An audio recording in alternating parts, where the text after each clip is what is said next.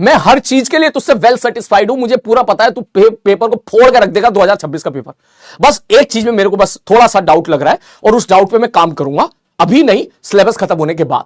उस चीज का उसका नाम है टेस्ट पेपर में कैसे अटेम्प्ट करना है। अरे बात समझ में? ठीक है, टेस्ट में कैसे अटेम्प्ट करना है, टेस्ट में मार्क्स कैसे ज्यादा से ज्यादा लाना है और कैसे जल्दी से जल्दी क्वेश्चन को सॉल्व करना है, वो मैं अभी बता के मैं कुछ कर नहीं पाऊंगा, क्योंकि मैंने अभी अगर तेरे को 10 मिनट दे दिए ना बताने के लिए कि देख पहले ये सवाल करना है, देख पहले टफ सवाल बाद में करने हैं, पहले ये सवाल करने हैं, इतने मिनट में सवाल पहले, वो कोई फायदा नहीं है। क्योंकि जो तेरा पेपर हो रहा है 15 दिन में एक बार हो रहा है, तू भूल जाएगा 4 दिन के बाद क्या बोला था सर ने।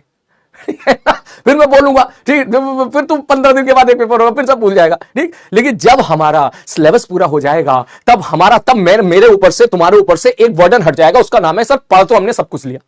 फिर हमारा एक नया टास्क होगा कि एग्जाम में कैसे परफॉर्म करना है। इसलिए मैं आपसे कह रहा था कम से कम 10 कम से कम 10 क्वेश्चन ठीक करने की गुंजाइश अभी तेरे अंदर है। कम से कम 10 क्वेश्चन, आरी बात, कम से कम 10 क्वेश्चन, आरी बात समझ में? ये चीज है बिल्कुल, ठीक है, ये चीज है। रिवीजन कैसे करें? अभी बस पढ़ता चल।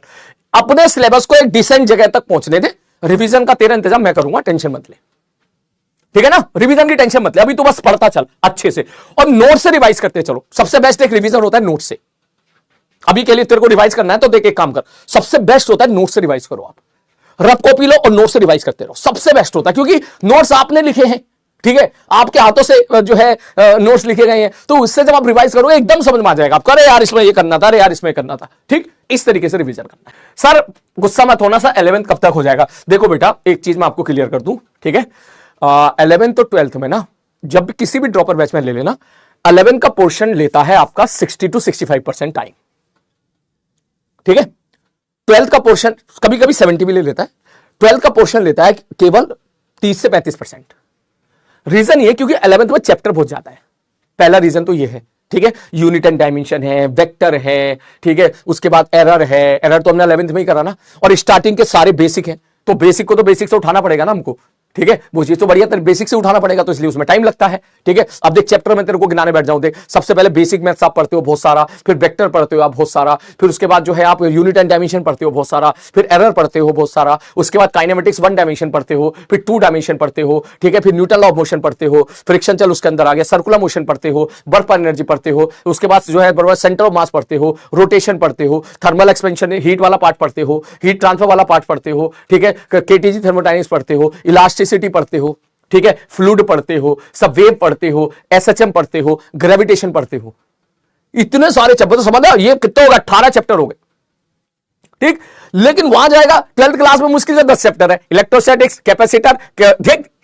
12th में 3 चैप्टर जैसे ही खत्म होते हैं ना, सिलेबस कंप्लीट होने की फील आना शुरू हो जाती है, ठीक है। पहले बोले इलेक्ट्रोस्टैटिक्स, कैपेसिटर, करंट इलेक्ट्रिसिटी, ठीक है, कैपेसिटर करंट इलेक्ट्रिक छोटे छोटे चैप्टर हैं, ज्यादा बड़े बड़े नहीं है। फिर उसके बाद मैग्नेटिज्म, ठीक, ईएमआई, एसी, जैसी एसी तक पहुंचते फील आने लगती है भाई सिलेबस कंप्लीट होने वाला है। उसके बाद एक छोटा चैप्टर आता है वेव ऑप्टिक्स, ठीक है, फिर आता है मॉडर्न फिजिक्स। मॉडर्न फिजिक्स बहुत स्मूथली निकल जाता है क्योंकि आप केमिस्ट्री में काफी सारी चीजें पढ़ चुके होते हो, ठीक है। फिर उसके बाद तुम्हारा आता है 4-5 लेक्चर का सेमीकंडक्टर, और आखिरी में तुम्हारा जो है रे ऑप्टिक्स।